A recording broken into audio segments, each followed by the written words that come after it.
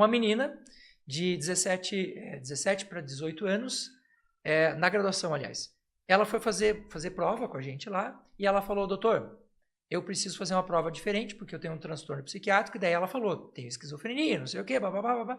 Eu falei, só por curiosidade, assim, não tem nada a ver com o que a gente está falando aqui. Mas você não gostaria de fazer uma consulta comigo? Tipo, eu sento aqui na hora do intervalo, a gente vai para ver o que é essa esquizofrenia. 17 anos. E ela já vinha sendo medicada desde os 8 para essa questão. O que tem de erro de diagnóstico de esquizofrenia? Então. E aí, pergunta da minha anamnese, que é uma pergunta que quase ninguém faz. Você mora com os pais? Moro, 17 anos, a chance de morar com os pais é muito grande. Pergunta número 2, o que seu pai faz? Meu pai é mecânico. Ah, é? E a mecânica do seu pai é aonde? No fundo da minha casa. Por um acaso do destino, o seu pai, ele não teria lá solda? Metais pesados. Cara, chumbo, alumínio. Sim, ó, os exames dela de metais pesados e metais tóxicos, simplmente absurdo. A quantidade de alumínio Saturnismo, não esquizofrenia. E aí o que acontece? O que se chamava esquizofrenia não era esquizofrenia. E a gente vai olhar para esse tipo de erro diagnóstico que é extremamente comum. Infelizmente, eu tenho visto isso nas escolas, porque eu atendo muito escolas, né? Muitos diagnósticos assim. A criança conhece e tal, e você fala, puxa, mas cara, pede uma segunda opinião, faz um teste mental pesado. Eu imagino que na psiquiatria deva ter muito isso, né? Não. Deveria. Sim, digo, erro. Deveria. Muito erro de diagnóstico. Ah, sim. Ainda mais assim, cuidado, porque tem gente que, primeiro, sobre esquizofrenia, descarta essas causas orgânicas. Vamos ver como que é a história da doença. E outra, mais ainda, quem escuta vozes, que só a pessoa escuta e vê vulto, não quer dizer que seja esquizofrênico. Eu converso sozinho e não sou esquizofrênico. Mas e tal, e às vezes, bem provável que não era o caso da sua aluna, mas tem gente que às vezes se apropria de um diagnóstico para ter uma vantagem, que é outro problema, de um benefício, de um auxílio, de um acesso a uma prova diferenciada, mas às custas do quê? Entendeu? E outra, transtorno bipolar pode dar alucinação e delírio. E é muito mais comum alguém ter um transtorno bipolar do que uma esquizofrenia. E assim, a galera usa uns negócios aí que mexe com o cérebro. Então você usou uma marihuana, uma cannabis, um tóxico. Mas é terapêutico. Isso é um assunto só para um outro podcast, né? Uhum. Usa outras coisas ali, aí o teu cérebro ele entra em desarmonia e você pode ter sintomas psicóticos, que é alucinação, delírio, perseguição, induzidos por droga. Automedica. Drogalista.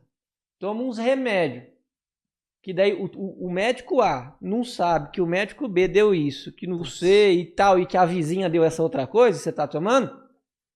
Aí aquela coisa cruza ali, dá uma interação farmacodinâmica, você começa a ter uma alucinação, ver galinha, ver uns negócios, sentir... Então, assim, quadro psicótico induzido por medicação. E a pessoa, às vezes, Julião, carrega um fardo de esquizofrenia, os relacionamentos vai de mal a pior, então cuidado com o diagnóstico. E sempre que você receber um diagnóstico, o que você falou é fantástico. Na verdade é real, fantástico é o que sai do real. Procure uma segunda, uma terceira opinião. Não custa nada. Quer dizer, tem o custo financeiro, mas cara, o que você ganha de... Enfim. O paciente às vezes chega para mim, doutor, eu queria te pedir desculpa. Eu falei, por quê? Eu fui procurar outro médico para saber se o que o senhor falou era verdade. Vou dizer para você, a maioria dos colegas que escutar isso, por terem um complexo de superioridade, que na realidade é de inferioridade, né? E se esconde atrás de uma capa de diplomas e tal, ele vai ficar bravo. Sabe o que eu faço? O que ele falou?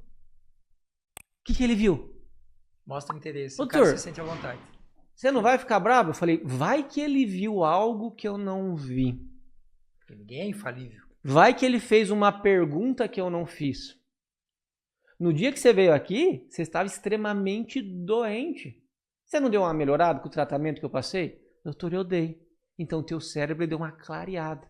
Então, talvez por você ter dado uma melhorada com o que eu passei, você lembrou de uma informação que você não contou para mim, contou para ele, isso faz toda a diferença. O que ele falou? Sabe? Aí no final, sabe o que eu falo?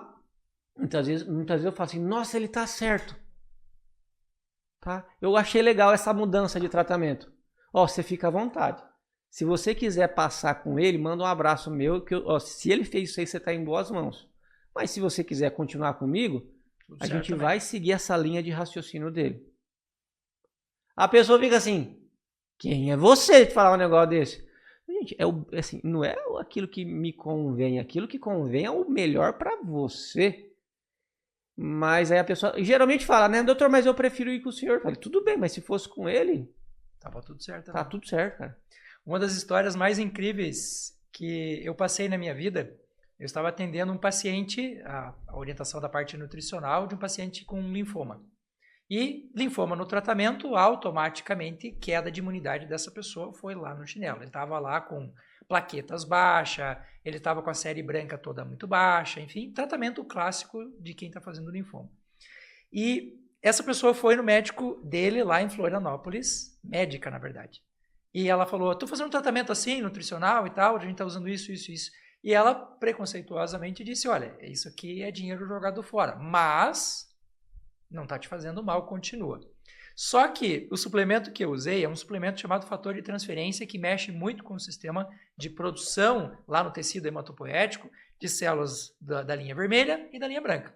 E aconteceu uma coisa muito interessante, porque essa pessoa começou a ter a linha branca dela batendo em 7.000, 8.000. Para quem tem um linfoma, está muito alto. E essa médica, ela marcou uma consulta comigo. E ela veio lá de Florianópolis. Cara, eu achei isso um exemplo absolutamente sensacional. Ela marcou uma consulta comigo. Tem lá a ficha técnica do paciente, quem são as pessoas que estão atendendo e tudo mais. E eu vi o nome dela lá e essa pessoa apareceu ali. Eu fiquei curioso também, né?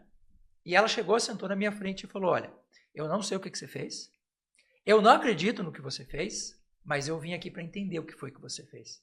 E ela me pagou uma consulta, acredite, para passar 1 hora comigo, para eu explicar o que tinha acontecido, porque na prática clínica ela nunca tinha visto aquilo acontecer. E eu achei isso de um signo assim de humildade da pessoa, de falar, cara, eu tenho preconceito, eu não acredito, eu não entendo, mas eu vou sentar aqui e vou te ouvir. Saiu diferente. O que você fez? Tanto que hoje ela está usando práticas dessa linha integrativa e a gente tem conversado muito, inclusive um dia eu vou chamar ela aqui. Não cito nomes porque ela não me autorizou a citar o nome, mas a experiência ela foi muito interessante. Então eu vejo que muitas vezes o profissional da área de saúde, o que ele precisa, cara, é só humildade.